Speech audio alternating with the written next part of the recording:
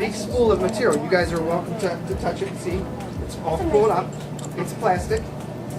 The printer has to melt it and then squeeze it out of a nozzle that helps to put it into the shape that we need. We are here collaborating.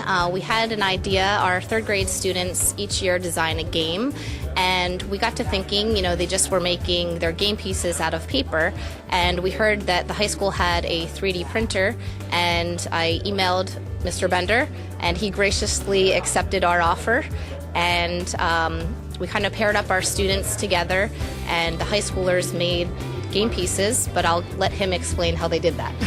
I always think, all right, how can I get my students involved with it? So I fired back at her with the idea that my students would do the design work for the parts. Her students design the games, give some sketches, some details to our students at the high school of what their game pieces should look like.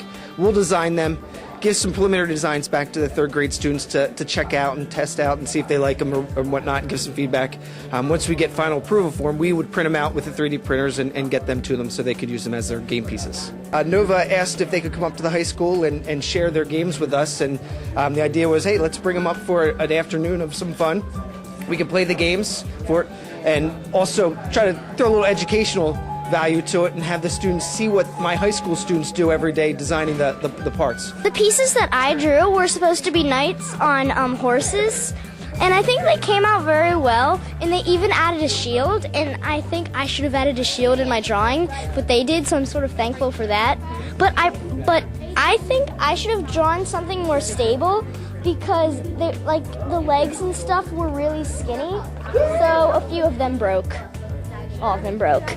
But you could still play the game because they could still stand up. It's fun seeing him trying to figure it out. Honestly, she probably knows more about Hamilton than I will in my lifetime, and I can say that about all the projects in this room. But it's really fun. It's a great experience, and I'm glad I did it. Seeing the games come together with the pieces that I made, it's pretty interesting, honestly, and it feels pretty good to know that I helped out with all these games and everything like that, and that I just was a part of making the games and all. I was here to figure out what the 3D printer was and how to use it. I made this keychain, that's my name, and that's what I made. I kind of make a person's face. I think that's where the hole is going to be, I think. We're making something from the 3D printer, and we're only third grade. So that was pretty cool. I was really impressed that they could just come in here and use this program that's made for adults.